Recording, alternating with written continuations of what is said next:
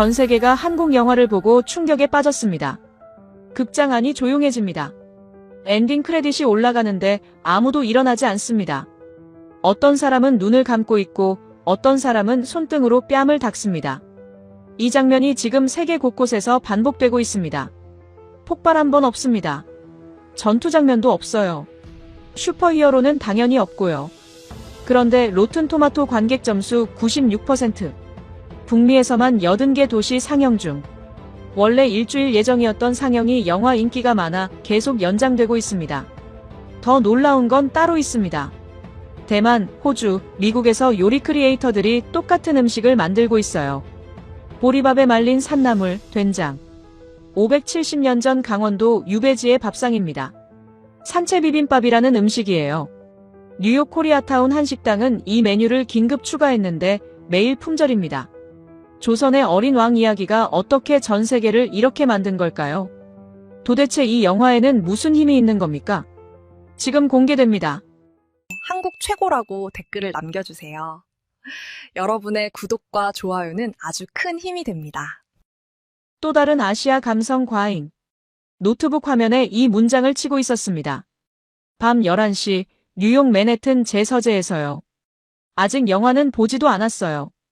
내일 오후 2시에 봐야 할 영화인데 벌써 리뷰 첫 문장을 써두고 있는 겁니다. 이상하게 들리시나요? 아닙니다. 이게 제 방식이었거든요. 35년 동안 말이죠. 저는 마이클 레인입니다. 뉴욕타임스에서 35년째 영화 칼럼을 쓰고 있어요. 칸, 베니스, 선댄스는 거의 빠짐없이 다녔고 할리우드 스튜디오 시사회는 일주일에 서너 번씩 들어갔습니다. 수천 편을 봤죠. 크리스토퍼 놀런의 인셉션 첫 시사회도 제가 썼고 제임스 카메론 아바타도 제가 먼저 봤습니다. 그러다 보면 압니다. 보기 전부터 결론이 나 있는 영화가 있다는 걸요. 한국 영화 왕과 사는 남자가 딱 그랬습니다. 조선시대, 16살 왕, 유배, 비극. 줄거리만 봐도 뻔했어요. 과거 회상 장면 길게 늘어지고 감정 과잉 연출에 미국 관객은 자막 읽느라 정신없고 써야 할 내용이 눈에 보이더군요. 그래서 미리 첫 문장을 써뒀습니다. 또 다른 아시아 감성 과잉. 나머지는 내일 극장 나오면서 채우면 되죠. 편하잖아요. 효율적이고요. 35년 하다 보니 이런 요령이 생기는 겁니다. 전화벨이 울린 건 그때였습니다. 편집장이었어요. 목소리가 피곤하더군요. 마이클, 내일 오후 2시 한국 영화 시사회 좀 가줄래? 담당 기자가 독감 걸렸대. 웨스트 42번가 AMC 엠파이어 25관. 미안하다는 말도 없었습니다. 제가 한국 영화 전문가라서가 아니라 그냥 제가 비어 있었기 때문이었죠. 알겠다고 했어요. 어차피 할 일 없었으니까요. 전화를 끊고 영화 정보를 좀 더 찾아봤습니다. 한국에서 개봉 40일 만에 1340만 명 넘겼다고 하더군요. 대단한 숫자죠. 하지만 북미 시장과는 다른 이야기입니다. 한국 내수 흥행이 미국 극장가와 무슨 상관이 있겠어요. 로튼 토마토 점수를 봤습니다. 관객 점수 96%. 높긴 하네요. 하지만 참여자가 고작 몇십 명이었습니다. 대부분 한국계 미국인이겠죠. 객관적 지표라고 보긴 어렵습니다. 노트북 화면을 다시 봤어요. 또 다른 아시아 감성 과잉. 좋은 시작이었습니다. 간결하고 명확하잖아요. 독자들도 바로 이해할 겁니다. 아, 또 그런 영화구나. 파일을 저장했습니다. 사실 한국 영화를 무시하는 건 아니에요. 몇 년 전 칸에서 황금종려상 받은 작품도 봤고 아카데미 작품상 받은 것도 챙겨봤습니다. 훌륭했죠. 인정합니다. 감독의 연출력도 인상적이었고요. 하지만 그게 다였어요. 예술 영화 섹션에서 가끔 언급되는 정도. 제주 무대는 할리우드였으니까요. 마블, 디즈니, 워너브러더스, 유니버설. 거기가 진짜 메이저리그입니다. 1년에 수억 달러 벌어들이는 블록버스터들 말이죠. 전 세계 수천만 명이 보는 영화들요. 아시아 역사물. 솔직히 틈새 시장입니다. 단종이 누군지, 조선이 뭔지, 유배가 무슨 의미인지 아는 미국인이 얼마나 되겠습니까? 570년 전 이야기라고요? 미국이 건국되기도 300년 전입니다. 우리에겐 왕도 없었고 왕조도 없었어요. 그런 역사를 미국 관객이 공감할 수 있을까요? 의문이었습니다. 아내가 침실에서 나왔어요. 책을 읽다가 불빛을 본 모양이에요. 뭐 하냐고 묻더군요. 내일 한국 영화 시사회 간다고 했더니 아내가 웃었습니다. 당신이 한국 영화를? 놀라운데요. 살짝 비꼬는 투였죠. 아내도 압니다. 제가 할리우드 영화 외에는 별 관심이 없다는 걸요. 저는 어깨를 으쓱했어요. 이틀이면 끝날 일이야. 영화 보는데 2시간 반, 리뷰 쓰는데 서너 시간. 1000단어 정도면 충분합니다. 송고하고 끝이에요. 간단한 일이죠. 아내가 고개를 저으며 침실로 돌아갔습니다. 저는 노트북을 덮고 서재 창문을 열었어요. 맨해튼 야경이 보이더군요. 42번가 쪽 네온 사인이 깜빡이고 있었습니다. 내일 오후 2시, 저기 어딘가에 있는 극장에 들어가면 되는 거죠. 2시간 반. 그 정도면 충분하다고 생각했습니다. 영화 한 편 보고 리뷰 한 편 쓰고 다시 제 일상으로 돌아오면 그만이잖아요. 35년 동안 수천 번 해온 일입니다. 이번에도 다르지 않을 거예요. 노트북을 덮었습니다. 맨해튼 야경이 창밖에 깔려 있었어요. 42번가 쪽 네온 사인이 깜빡이고 있었습니다. 내일 오후 2시, 저기 어딘가에 있는 극장. 2시간 반짜리 영화 한 편. 저는 그냥 잠자리에 들었습니다. 극장에 들어선 건 오후 2시 10분쯤이었습니다. 웨스트 42번가 AMC 엠파이어 25관. 맨해튼 한복판이죠. 평일 낮인데도 사람이 꽤 있더군요. 대부분 아시아계 관객이었습니다. 예상했던 그림이에요. 좌석은 중간쯤 잡았습니다. 너무 앞도 뒤도 아닌 곳. 취재용으론 딱 좋죠. 노트와 펜을 꺼내 무릎 위에 올려놨어요. 어둠 속에서도 메모할 수 있게 작은 손전등도 준비했습니다. 35년 동안 써온 습관이에요. 불이 꺼지고 영화가 시작됐습니다. 한국어 대사가 흘러나왔어요. 당연히 못 알아듣죠. 화면 아래 영어 자막이 떴습니다. 읽기 시작했어요. 건성으로요. 그러면서 손목시계를 한번 봤습니다. 2시간 17분짜리 영화라더군요. 4시 반쯤이면 나갈 수 있겠네요. 처음 10분은 그냥 흘러갔습니다. 궁궐 장면, 정치적 음모, 왕위 찬탈. 뭔가 복잡해 보이는 인물 관계들. 솔직히 집중이 안 됐어요. 누가 누군지도 잘 모르겠고요. 단종이라는 소년 왕이 나오긴 했는데 그냥 어린애처럼 보였습니다. 노트에 몇 자 적었어요. 도입부 느림. 미국 관객에겐 낯선 설정. 그런데 20분쯤 지났을 때였습니다. 화면이 바뀌더군요. 궁궐이 아니라 산골 마을이 나왔어요. 강원도 영월이라고 자막이 떴습니다. 단종이 유배된 곳이죠. 배를 타고 강을 건너는 장면이었어요. 그때 처음으로 단종의 얼굴을 제대로 봤습니다. 16살이라고 했죠. 화면 속 소녀는 정말 16살처럼 보였어요. 왕이라기보다는 그냥 아이였습니다. 겁에 질린 얼굴로 강을 건너는 모습이 나오더군요. 자막을 좀 더 신경 써서 읽기 시작했습니다. 마을 사람들이 나왔어요. 촌장이라는 남자가 단종을 맞이하는 장면.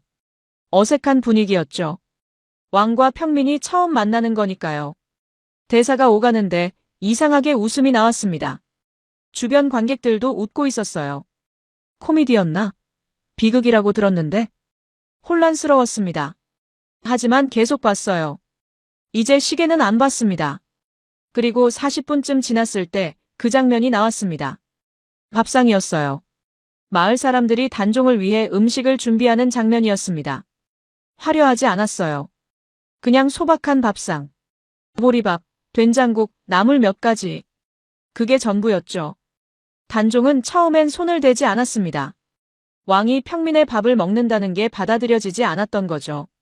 하지만 촌장이 먼저 숟가락을 들었고 마을 사람들도 자연스럽게 앉았어요. 그리고 함께 밥을 먹기 시작했습니다. 카메라가 단종의 얼굴을 클로즈업했어요. 처음으로 웃는 표정이었습니다. 진짜 웃음이었어요. 연기가 아니라 정말로 행복해 보이는 얼굴. 제 손이 멈췄습니다. 펜을 들고 있었는데 메모를 못하고 있더군요. 그냥 화면만 보고 있었어요. 1시간이 지났습니다. 영화는 점점 깊어졌어요. 단종과 마을 사람들의 관계가 쌓여가는 과정. 웃기다가도 슬프고 따뜻하다가도 먹먹했습니다. 자막을 읽는 게 아니라 화면을 보고 있었어요. 그리고 그 장면이 나왔습니다. 창문 나무살이 부러지는 장면. 촌장이 단종의 방창문을 고치다가 나무살이 부러지는 소리를 듣는 순간이었어요. 그 소리가 무엇을 의미하는지 아는 표정. 배우의 얼굴에 모든 감정이 담겨 있었습니다. 말 한마디 없이요. 극장이 조용해졌습니다. 숨소리마저 들릴 것 같았어요. 그리고 마지막 30분이 시작됐습니다. 단종이 죽음을 맞이하는 과정이었어요. 자막에 이런 대사가 떴습니다. 절대 저들 손에 죽기는 싫다. 단종이 스스로 선택한 죽음이었죠. 활 시위를 목에 거는 장면이 나왔습니다. 촌장에게 강을 건너게 해달라고 부탁하는 모습. 처음 청령포에 왔을 때 뗏목을 잡아당기던 그 장면과 똑같은 구도였어요. 하지만 이번엔 의미가 달랐습니다. 강을 건넌다는 건 저승으로 간다는 뜻이었으니까요. 제 손이 떨렸습니다. 펜이 무릎에서 떨어졌어요. 춥지 않았습니다. 그냥 화면만 봤습니다. 강물에 떠있는 작은 몸. 촌장이 물속으로 뛰어드는 모습. 종이처럼 가벼운 시신을 건져 올리는 장면. 그때였습니다. 뭔가 뺨을 타고 흐르는 게 느껴졌어요. 눈물이었습니다. 엔딩 크레딧이 올라가기 시작했어요. 극장 안이 조용했습니다. 아무도 일어나지 않았어요. 다들 그냥 앉아 있었습니다. 저도 앉아 있었습니다. 손을 뺨에 갖다 댔어요. 젖어 있더군요. 언제부터 울고 있었는지 모르겠습니다. 자각하지 못했어요. 60년 가까이 영화를 봤습니다. 수천 편을 봤어요. 울어본 적이 몇 번 있나요? 손에 꼽을 정도입니다. 그것도 대부분 젊었을 때 일이고요. 근데 지금 울고 있었습니다. 조선시대 16살 소년의 이야기를 보고요. 한국어도 모르고 역사도 모르는 제가 말이죠. 왜 울었을까요? 모르겠습니다. 설명할 수가 없었어요. 불이 켜졌습니다. 사람들이 일어나기 시작했어요. 저도 일어났습니다. 노트를 주웠어요. 메모는 거의 안 돼 있었습니다. 첫 10분치만 적혀 있고 나머지는 백지였죠. 극장 밖으로 나왔습니다. 맨해튼 거리에 햇살이 눈부셨어요. 시계를 봤습니다. 4시 40분. 예상보다 10분 늦게 끝났네요. 주머니에서 핸드폰을 꺼냈습니다. 편집장한테 문자를 보내야 했어요. 취재 끝났다고요. 하지만 손가락이 움직이지 않았습니다. 뭘 써야 할까요? 또 다른 아시아 감성 과잉. 핸드폰 화면에 그 문장을 치다가 멈췄습니다. 맨해튼 거리 소음이 귀를 치고 들어왔어요. 택시 경적, 공사 소리, 누군가의 웃음소리. 아까까지 극장 안에 있었던 게 맞나 싶었습니다. 핸드폰을 주머니에 넣었어요. 걸었습니다. 어디로 가는지는 몰랐습니다. 극장 밖 거리에서 편집장한테 전화를 걸었습니다. 3번 신호음이 울린 뒤 봤더군요. 어떻게 됐냐고 묻는 목소리. 리뷰는 언제 들어오냐고요. 저는 잠시 말을 멈췄습니다. 그리고 입을 열었어요. 한국 가야 할 것 같습니다. 편집장이 뭐라고 했냐고요? 전화기 너머로 당황하는 기색이 느껴졌습니다. 한국? 왜? 리뷰 쓰면 되는 거 아니야? 맞는 말이죠. 리뷰만 쓰면 됩니다. 극장에서 나와서 카페 앉아서 1000단어 쳐내면 끝이에요. 35년 동안 그렇게 해왔으니까요. 하지만 이번엔 달랐습니다. 현지 취재가 필요합니다. 그렇게 말했어요. 이 영화가 한국에서 1300만 명 넘게 동원했다는 게 단순한 흥행 기록이 아닐 수 있습니다. 뭔가 더 큰 이야기가 있을 것 같아요. 편집장이 한숨을 쉬었습니다. 마이클, 예산 생각 좀 해. 한국까지 가서 취재할 만한 건가? 모르겠습니다. 솔직히요. 하지만 가야 할 것 같았어요. 편집장이 며칠이나 걸릴 거냐고 물었습니다. 사흘이면 됩니다. 그렇게 답했죠. 서울 가서 현지 반응 취재하고 영화 배경된 곳 다녀오면 될 것 같습니다. 알았다는 대답이 돌아왔습니다. 사흘. 딱 사흘만. 이틀 뒤 인천공항에 도착했습니다. 비행기에서 13시간 넘게 있었어요. 잠은 거의 못 잤습니다. 공항 밖으로 나와 공항철도를 타고 서울역으로 향했습니다. 차창 밖 풍경을 보는데 뭔가 눈에 띄었습니다. 포스터였어요. 지하철역마다 붙어 있더군요. 왕과 사는 남자. 한글로 쓰여 있었지만 영화 포스터인 건 금방 알 수 있었습니다. 유해진이라는 배우와 박지훈이라는 배우 얼굴이 크게 나와 있었거든요. 한두 군데가 아니었어요. 모든 역마다 있었습니다. 서울역에 내렸습니다. 역 구내에도 포스터가 붙어 있었어요. 거대한 현수막까지 걸려 있더군요. 1346만 명 돌파. 그런 문구가 적혀 있었습니다. 호텔에 짐을 풀고 거리로 나왔어요. 명동이라는 곳이었습니다. 관광 중심지라고 하더군요. 걸어가는데 또 포스터가 보였습니다. 버스 정류장, 건물 외벽, 지하철 입구.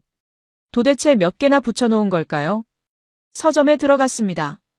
입구부터 놀랐어요. 베스트셀러 코너 전체가 단종 관련 도서로 채워져 있었거든요.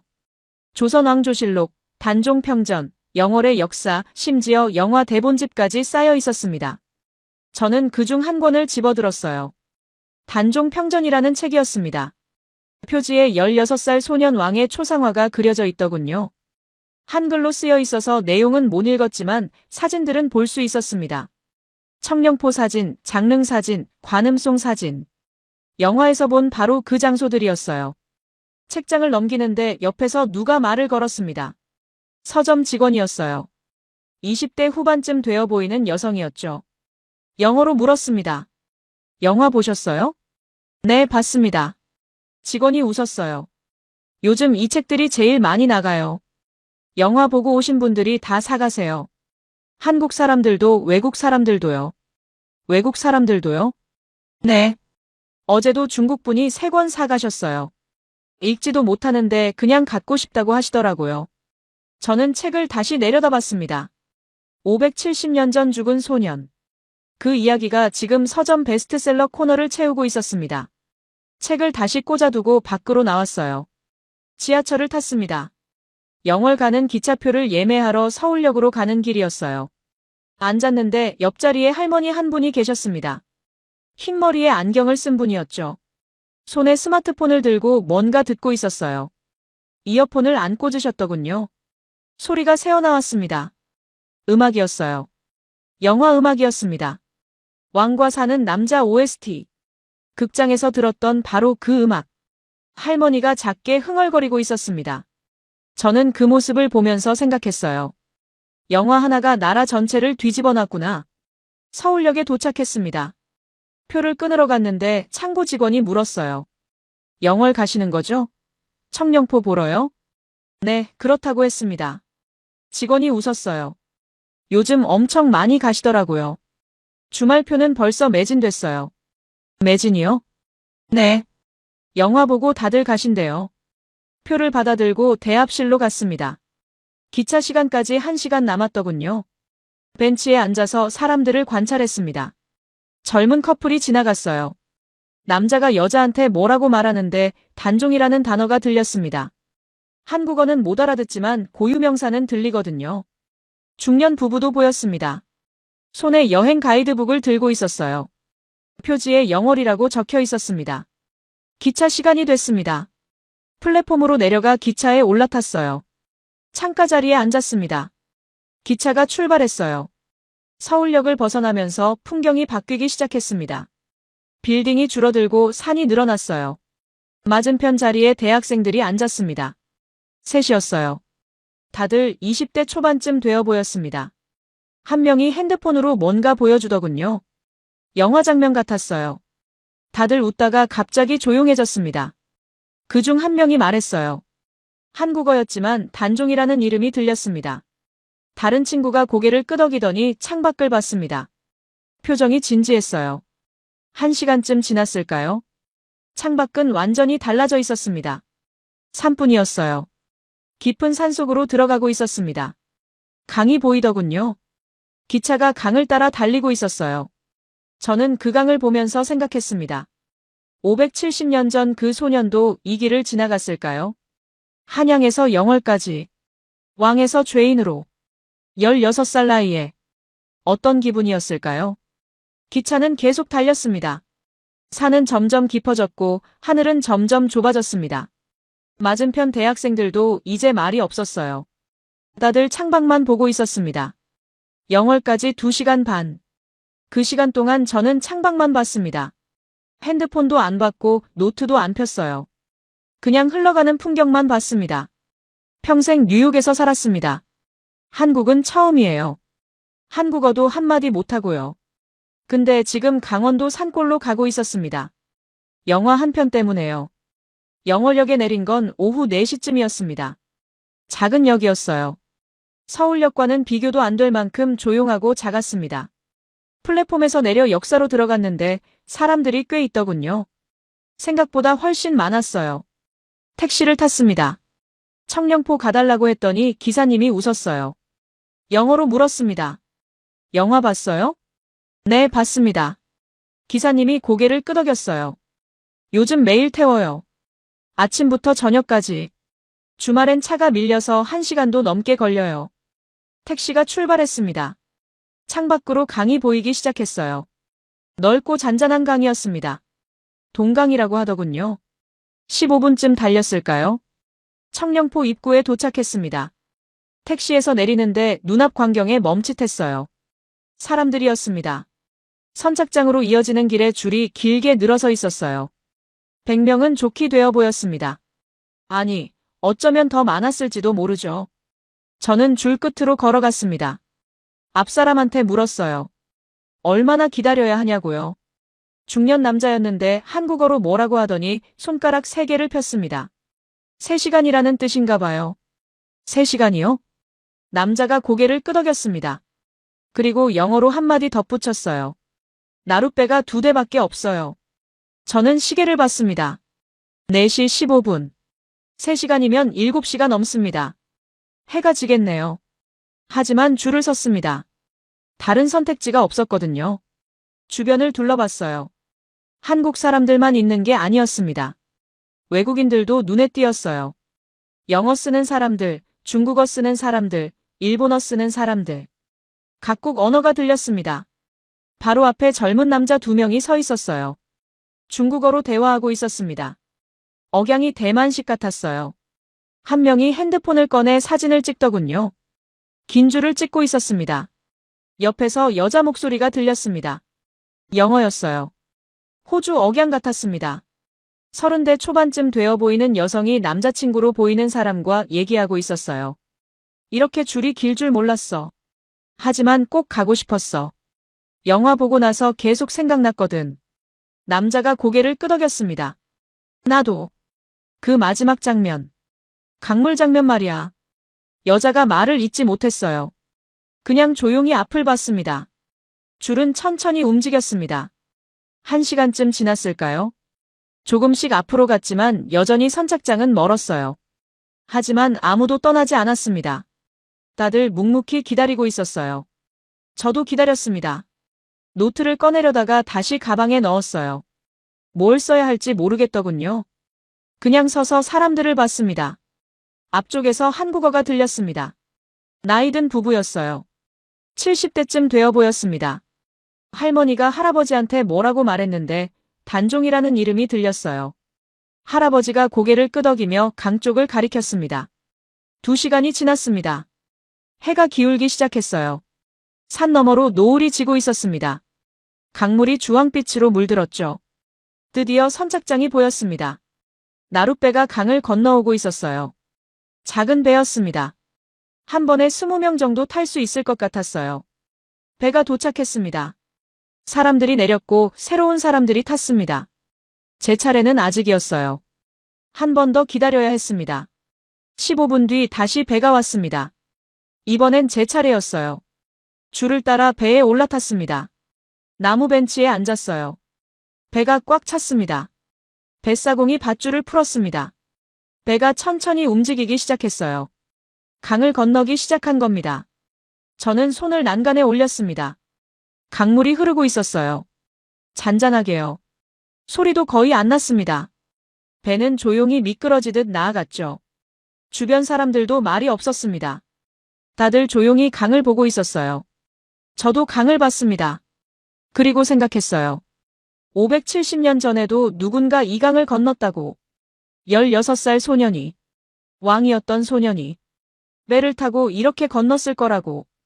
어떤 기분이었을까요? 한양을 떠나 이곳까지 오는 동안 무슨 생각을 했을까요? 돌아갈 수 있을 거라고 믿었을까요? 아니면 이미 알고 있었을까요? 다시는 돌아가지 못한다는 걸요. 1분이었습니다. 뱃사공이 말했어요. 강을 건너는데 1분밖에 안 걸린다고요. 하지만 그 1분이 오래 느껴졌습니다. 570년처럼 느껴졌어요. 배가 반대편에 닿았습니다. 청령포였습니다. 사람들이 일어나 내리기 시작했어요. 저도 일어났습니다. 배에서 내려 땅을 밟았어요. 발밑이 단단했습니다. 흙이었어요. 570년 동안 그 자리에 있던 땅이었습니다. 고개를 들었습니다. 소나무 숲이 보였어요. 오래된 나무들이 하늘을 향해 뻗어 있었습니다. 그 사이로 오솔길이 나 있었죠. 사람들이 그 길로 걸어가기 시작했습니다. 저도 걸어갔어요. 한 발 한 발 내디뎠습니다. 60년 넘게 살았지만 이렇게 한 걸음 한 걸음이 무겁게 느껴진 적이 있었나 싶었어요. 나이 들면 아는 게 있습니다. 어떤 장소는 그냥 장소가 아니라는 걸요. 시간이 쌓인 곳이 있다는 걸요. 여기가 그랬습니다. 570년이 그대로 남아 있었어요. 소나무 숲길을 걸었습니다. 햇빛이 나무 사이로 비스듬히 들어왔어요. 노을이 지고 있었습니다. 오솔길은 부드러웠어요. 수백 년 동안 사람들이 밟아온 길이었죠. 앞에서 걷던 사람들이 멈춰 섰습니다. 저도 멈췄어요. 무엇 때문인지 고개를 들어봤습니다. 나무였습니다. 거대한 소나무 한 그루가 하늘을 향해 서 있었어요. 다른 나무들과는 차원이 달랐습니다. 굵기도 굵었지만 높이가 압도적이었죠. 가지가 사방으로 뻗어 있었고 그 아래 그늘이 드리워져 있었습니다. 안내판이 있었어요. 한글과 영어로 쓰여 있더군요. 관음송. 수령 600년 이상. 단종의 슬픔을 보고 들었다는 의미에서 볼관, 들을 음자를 써서 이름 붙였다고 했습니다. 600년. 그 말이 가슴에 박혔어요. 이 나무가 600년을 여기 서 있었다는 겁니다. 단종이 여기 있었을 때도 서 있었던 나무였어요. 그 소년이 이 나무를 봤다는 뜻이죠. 나무 아래 서서 하늘을 올려다봤을 겁니다. 한양을 그리워하면서요. 저는 나무 앞으로 걸어갔습니다. 나무 껍질이 거칠었어요. 손을 갖다 댔습니다. 차갑고 단단했죠. 600년이 만져지는 기분이었어요. 옆에서 영어가 들렸습니다. 호주에서 온 그 커플이었어요. 여자가 나무를 올려다보며 말했습니다. 600년. 믿어져? 남자가 대답했어요. 이 나무가 그 소년을 봤다는 거잖아. 여자가 조용히 고개를 끄덕였습니다. 저는 그들을 보다가 다시 나무를 봤어요. 사람들이 하나 둘 나무 앞에 서서 올려다보고 있었습니다. 아무도 말이 없었어요. 앞으로 걸어갔습니다. 조금 더 가니 작은 돌탑이 보였어요. 망향탑이라고 했습니다. 단종이 한양을 그리워하며 돌을 하나하나 쌓았다는 탑이라고 안내판에 적혀 있었죠. 탑 앞에 사람들이 서 있었습니다. 한 젊은 여자가 무릎을 꿇고 앉아 있었어요. 대만에서 온 것 같았습니다. 손을 뻗어 돌 하나를 조심스럽게 만졌습니다. 그리고는 손을 거뒀어요. 얼굴을 가렸습니다. 울고 있었습니다. 저는 그 모습을 보고 뒤로 물러섰어요. 더 이상 볼 수가 없었거든요. 청령포를 나왔습니다. 다시 나룻배를 타고 강을 건넜어요. 선착장에 내려 걸었습니다. 어디로 가야 할지 모르겠더군요. 그냥 걸었어요. 식당이 보였습니다. 작은 한식당이었어요. 간판에 한글로 뭐라고 쓰여 있었는데 못 읽었습니다. 하지만 문 옆에 메뉴판이 붙어 있었고 사진이 있었어요. 비빔밥 사진이 보였습니다. 들어갔습니다. 안은 아담했어요. 테이블이 대여섯 개 정도 있었고 절반쯤 차 있었습니다. 빈 테이블에 앉았어요. 할머니 한 분이 나오셨습니다. 60대 후반쯤 되어 보였어요. 메뉴판을 건네주셨습니다. 저는 메뉴판을 보다가 손가락으로 가리켰어요. 산채 비빔밥이라고 쓰여 있는 것 같았습니다. 그리고 다슬기국도 가리켰죠. 할머니가 고개를 끄덕이셨어요. 영어로 한마디 하셨습니다. 영화 봤어요? 네, 봤습니다. 할머니가 웃으셨어요. 단종이 드시던 음식이에요. 그렇게 말하고는 주방으로 들어가셨습니다. 저는 테이블에 앉아 기다렸습니다. 창밖을 봤어요. 어둑어둑해지고 있었습니다. 청령포 쪽 산이 실루엣으로 보였죠. 10분쯤 지났을까요? 음식이 나왔습니다. 돌솥에 담긴 비빔밥과 뚝배기에 담긴 국이었어요. 할머니가 테이블에 내려놓으셨습니다. 비벼 드세요. 저는 비빔밥을 내려다봤습니다. 화려하지 않았어요. 보리밥 위에 말린 산나물 몇 가지가 올라가 있었고 된장과 고추장이 한쪽에 놓여 있었습니다.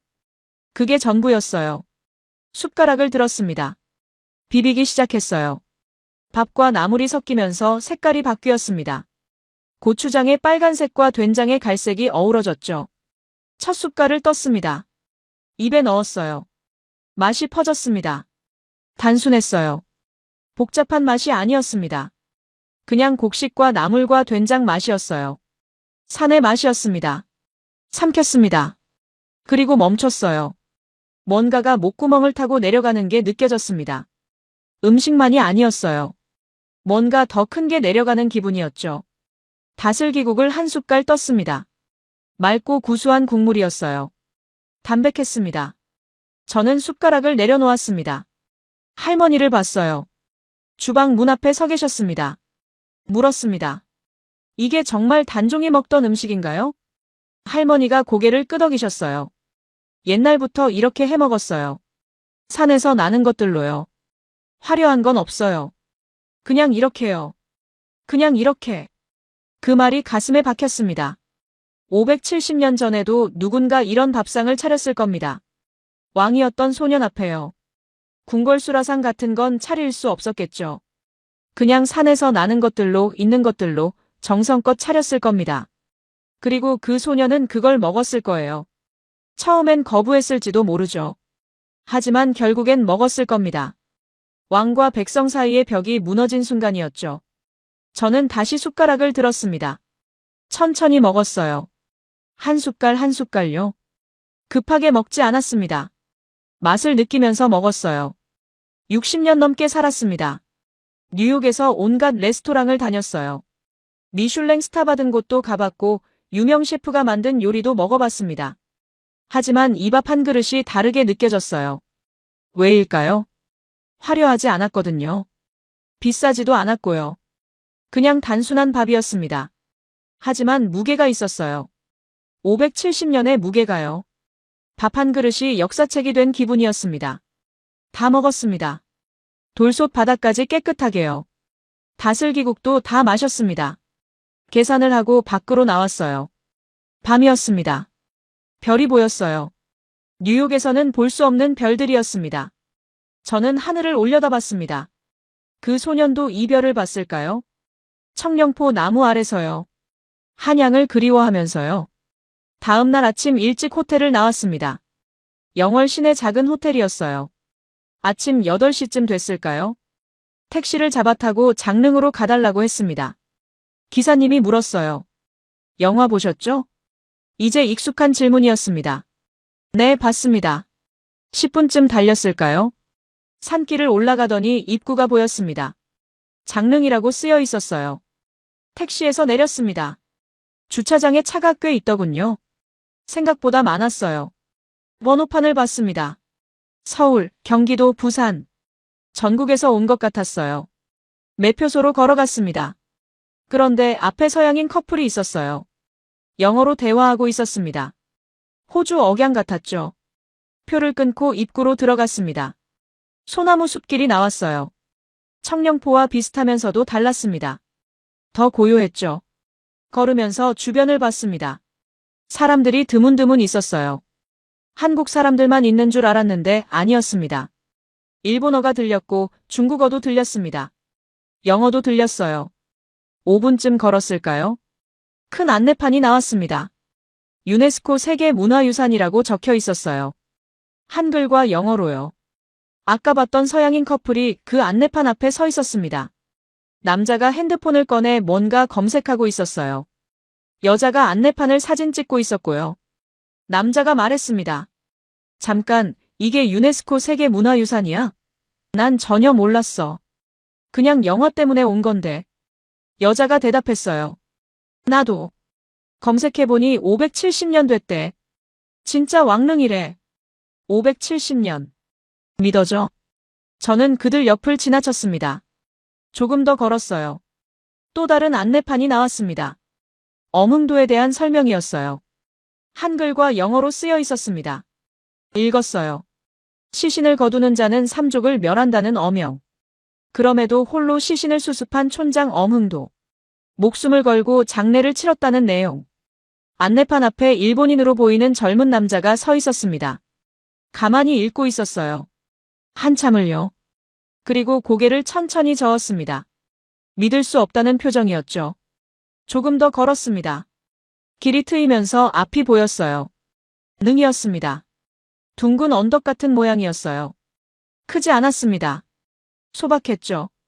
봉분 앞에 상석이 있었고 그 주변으로 소나무들이 둘러싸고 있었습니다. 그런데 소나무들이 이상했어요. 곧게 서 있지 않았습니다. 전부 능 쪽으로 기울어져 있었어요. 마치 절을 하듯이요. 저는 그 광경 앞에서 멈췄습니다. 나무들이 절을 하고 있었습니다. 570년 동안요. 능 앞에 사람들이 있었어요. 한국인 노부부가 서 있었습니다. 70대쯤 되어 보였어요. 할아버지가 깊게 허리를 숙였습니다. 할머니도 같이 절을 했어요. 그리고 한참을 그렇게 서 있었습니다. 그 옆에 호주에서 온 것 같은 서양인 남자가 서 있었어요. 아까 주차장에서 봤던 그 커플 중 남자였습니다. 한국인 노부부가 절하는 모습을 보고 있었죠. 그리고 천천히 고개를 숙였습니다. 설명을 들어서도 아니었어요. 누가 시켜서도 아니었습니다. 그냥 자연스럽게요. 그 광경을 보고 따라한 겁니다. 여자친구도 옆에서 고개를 숙였어요. 저는 그 모습을 보면서 주머니에서 취재 수첩을 꺼냈습니다. 펜도 꺼냈어요. 뭔가 적으려고 했습니다. 수첩을 펼쳤습니다. 그리고 멈췄어요. 뭘 써야 할까요? 나무의 각도? 방문객 국적? 절하는 사람 수? 아니었습니다. 이건 숫자로 쓸 수 있는 게 아니었어요. 570년 전 목숨 걸고 시신을 거둔 사람의 이야기가 지금 여기서 외국인을 고개 숙이게 만들고 있었습니다. 설명도 안 했는데요. 강요도 안 했는데요. 그냥 자연스럽게 그렇게 되고 있었어요. 저는 펜을 내렸습니다. 수첩을 덮었어요. 다시 주머니에 넣었습니다. 능 앞으로 걸어갔습니다. 상석 앞에 섰어요. 봉분을 올려다봤습니다. 작았습니다. 하지만 무게가 있었습니다. 뒤에서 중국어가 들렸습니다. 대만 억양이었어요. 젊은 여자 둘이 대화하고 있었습니다. 이 나무들 봐. 전부 능 쪽으로 기울어져 있어. 영화에서 본 것보다 더 감동적이야. 정말로 절하고 있는 것 같아. 600년 동안 이렇게 서 있었대. 믿어져? 저는 다시 나무들을 봤습니다. 600년. 그 시간 동안 이 나무들은 여기 서서 지켜왔던 겁니다. 16살의 죽은 소년을요. 그리고 지금 전 세계 사람들이 여기 와서 그 나무들과 함께 고개를 숙이고 있었습니다. 할리우드가 만들 수 있을까요? 10억 달러를 쏟아부으면 만들 수 있을까요? CGI로 나무를 만들고 세트를 지으면 될까요? 안 됩니다. 600년은 돈으로 살 수 없거든요. 저도 고개를 숙였습니다. 왜 숙였는지 모르겠습니다. 기독교인이라 절은 안 합니다. 하지만 고개가 숙여졌어요. 그리고 생각했습니다. 이건 단순한 관광지가 아니라고요. 영화 세트장도 아니라고요. 이건 570년 동안 끊어지지 않은 기억이라고요. 뉴욕에 도착한 건 같은 날 저녁이었습니다. 시차 때문에 그래요. 13시간을 비행기에서 보냈는데 같은 날로 돌아온 겁니다. 시간을 거슬러 온 기분이었죠. 집에 들어갔습니다. 아내가 반겼어요. 어땠냐고 물었습니다. 저는 좋았다고만 했습니다. 피곤하다고 서재에서 작업 좀 하겠다고 말했죠. 서재로 들어갔어요. 노트북을 켰습니다. 화면이 밝아졌어요. 파일을 열었죠. 며칠 전에 만들어뒀던 파일이었습니다. 리뷰 초안이 저장돼 있었어요. 또 다른 아시아 감성 과잉. 그 문장이 화면에 떠 있었습니다. 저는 그걸 보면서 웃음이 나왔어요. 쓴웃음이었습니다. 마우스를 움직였습니다. 전체 선택. 삭제. 화면이 하얗게 비었습니다. 커서만 깜빡이고 있었어요. 뭘 써야 할까요? 손가락을 키보드 위에 올렸습니다. 하지만 움직이지 않았어요. 머릿속이 복잡했습니다. 청령포의 관음송, 산채 비빔밥, 장릉의 소나무들. 너무 많은 이미지가 뒤섞여 있었죠. 정리가 안 됐습니다. 브라우저를 열었어요. 검색창에 쳤습니다. 더 킹스워든 로튼 토마토. 엔터를 쳤습니다. 페이지가 떴어요. 관객 점수 96%. 높은 점수죠. 하지만 숫자보다 리뷰들이 눈에 들어왔습니다. 스크롤을 내렸습니다. 영어 리뷰들이 쭉 나열돼 있었어요. 읽기 시작했습니다. 역사를 전혀 모르고 봤지만 울음을 멈출 수 없었다. 결말을 알면서도 멈출 수 없었다. 리뷰어 이름을 봤습니다. 제니퍼 M. 한국계 이름이 아니었어요. 다음 리뷰를 봤습니다. 내 생애 첫 사극 영화였는데 슬프고 연기가 훌륭했다. 데이비드 K. 또 다음. 웃기면서도 깊이 감동적이다. 몇 년 만에 본 최고의 영화. 사라티. 전부 한국계가 아닌 이름들이었습니다. 저는 화면을 보면서 생각했어요. 나만 운 게 아니었구나. 다른 탭을 열었습니다. 유튜브로 갔어요. 검색했습니다. 킹스워든 음식.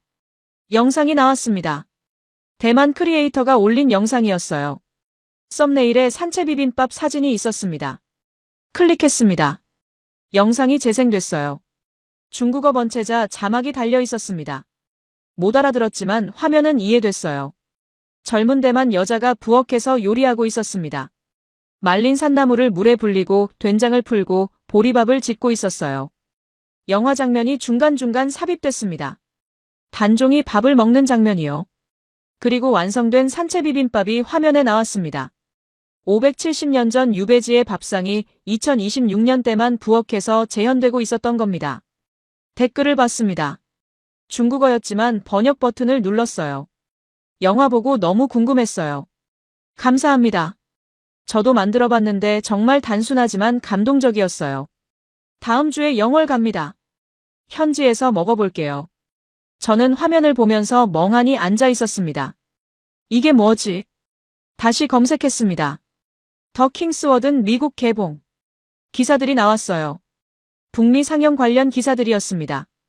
클릭해서 읽었습니다. 처음 5개 도시에서 시작했다고 나와 있었어요. 로스앤젤레스, 샌프란시스코, 달라스, 시카고, 뉴욕. 일주일 예정이었다고 했습니다. 하지만 반응이 좋아서 계속 확장됐다고 했어요. 현재 80개 이상의 도시에서 상영 중. 캐나다, 호주까지 확대.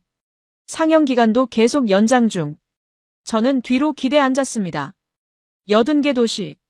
한국 영화가 북미에서 80개 도시에 걸려 있다는 겁니다. 아트하우스도 아니고 AMC 같은 메인스트림 극장에서요. 왜요? 할리우드 블록버스터도 아닌데요. 마블도 아니고 디즈니도 아닌데요. 조선시대 16살 왕 이야기가 왜 미국 전역에서 상영되고 있는 겁니까? 그때 깨달았습니다. 할리우드가 못 만드는 게 있었던 겁니다. 10억 달러를 쏟아부어도 최고의 감독을 데려와도 최신 기술을 써도 만들 수 없는 게요. 시간이었습니다. 570년이라는 시간. 600년 동안 한자리에 서 있던 나무. 그 나무 아래서 밥을 먹고 돌탑을 쌓고 죽어간 소년의 이야기. 그리고 그걸 목숨 걸고 기억한 사람들. 할리우드는 세트를 지을 수 있습니다. CGI로 나무를 만들 수도 있죠. 하지만 600년은 못 만듭니다. 진정성도 못 만들어요. 570년 전과 똑같은 방식으로 만든 밥 한 그릇. 그 밥을 먹으며 느끼는 연결감. 영화가 끝나도 끝나지 않는 이야기. 청룡포로 이어지고 식당으로 이어지고 장릉까지 이어지는 흐름. 이건 영화가 아니었습니다. 이건 600년짜리 기억이었어요. 손가락이 키보드로 갔습니다. 움직이기 시작했어요. 빠르게요. 나는 570년 된 밥상 앞에서 항복했다. 첫 문장을 쳤습니다. 그리고 멈추지 않았어요. 계속 썼습니다. 할리우드가 10억 달러를 써도 만들 수 없는 것에 대해 썼습니다. 시간이 쌓인다는 것에 의미를 썼어요. 600년 된 나무가 지금도 절하고 있다는 것. 외국인들이 설명도 듣지 않고 자연스럽게 고개를 숙인다는 것.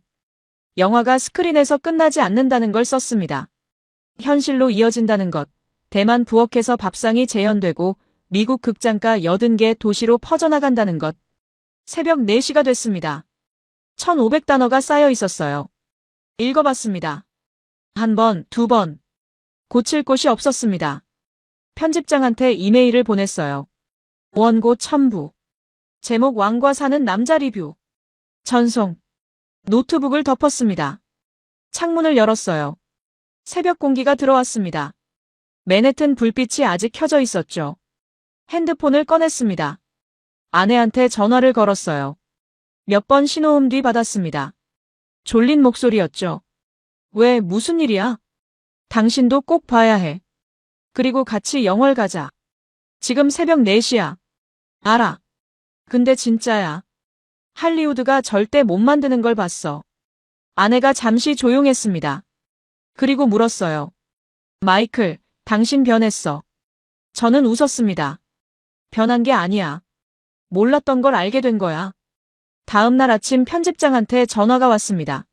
아침 9시였어요. 저는 거우 4시간 잤습니다. 잠결에 전화를 받았죠. 편집장 목소리가 들렸습니다.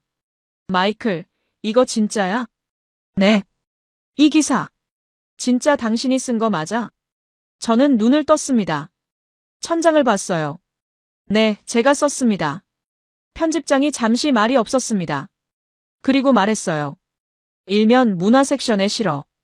오늘 저녁판에. 일면이요? 35년 동안 당신 기사 본 중에 제일 좋아. 전화가 끊겼습니다. 저는 핸드폰을 내려놓고 천장을 봤어요. 일면 문화 섹션. 뉴욕타임스 일면이라는 겁니다. 한국 영화 리뷰가요. 그날 저녁 신문이 나왔습니다. 제 기사가 일면 문화 섹션에 실렸어요. 제목은 간단했습니다. 나는 570년 된 밥상 앞에서 항복했다. 부제가 붙어 있었죠. 한국 영화 왕과 사는 남자가 보여준 것, 할리우드가 10억 달러로도 살 수 없는 것. 그날 밤부터 반응이 왔습니다. 이메일이 쏟아졌어요. 독자들이었습니다. 댓글도 달렸고요. 기사 읽고 바로 표 샀습니다. 이번 주말에 볼 예정입니다. 영월이 어디 있는지 찾아봤어요. 한국 가면 꼭 가보고 싶습니다. 산채 비빔밥을 어디서 먹을 수 있나요? 뉴욕에 파는 곳 있나요? 사흘이 지났습니다. 편집장한테 또 전화가 왔어요. 마이클, 이거 봤어? 뭘요? 구글 트렌드. 영월 검색량이 300% 올랐어. 미국에서. 지난주 대비로. 진짜요? 응. 그리고 한국관광공사에서 연락 왔어. 고맙다고. 저는 웃었습니다. 믿기지 않았거든요. 일주일이 지났습니다. 맨해튼 코리아타운 한식당 사장님한테서 연락이 왔어요. 아는 분이었습니다. 가끔 취재차 들르던 곳이었죠. 마이클 씨 기사 때문에 난리예요. 무슨 일인데요? 산채 비빔밥 문의 전화가 하루에 10통씩 와요. 원래 메뉴에 없었는데 급하게 추가했어요. 매일 품절돼요. 정말요? 네. 그리고 다들 물어봐요. 이게 단종이 먹던 거 맞냐고. 영화 보고 왔다고. 저는 전화를 끊고 창밖을 봤습니다. 뉴욕이었습니다. 맨해튼 거리였어요. 저기 어딘가에서 사람들이 570년 전 조선 유배지의 밥을 먹고 있었습니다. 믿기지 않았습니다. 한 달이 지났습니다. 아내와 함께 영화를 보러 갔어요. 맨해튼 AMC 엠파이어 25관. 제가 처음 봤던 바로 그 극장이었습니다. 평일 저녁이었는데도 사람이 꽤 있었어요. 절반 정도 찼습니다. 영화가 시작됐습니다. 아내는 처음 보는 거였죠. 저는 두 번째였고요. 하지만 또 울었습니다. 밥상 장면에서, 창문 나무살 부러지는 장면에서, 강물 장면에서. 아내도 울고 있었어요. 엔딩 크레딧이 올라갔습니다. 극장을 나왔어요. 아내가 말했습니다. 당신 말이 맞았어. 할리우드가 못 만드는 게 있네. 저는 고개를 끄덕였습니다. 집으로 걸어가는 길에 아내가 물었어요. 우리 정말 영월 갈 거야? 응. 같이 가자. 언제? 내년 봄. 꽃 필 때. 아내가 웃었습니다. 알았다고 했어요. 그날 밤 서재에 앉았습니다. 노트북을 켰어요. 메일을 확인했습니다. 독자 메일이 또 와 있었습니다. 수십 통이요. 하나를 열어봤습니다. 마이클 레인 씨, 기사 읽고 영화 봤습니다. 그리고 한국행 티켓을 샀습니다. 5월에 갑니다. 영월에 갈 겁니다.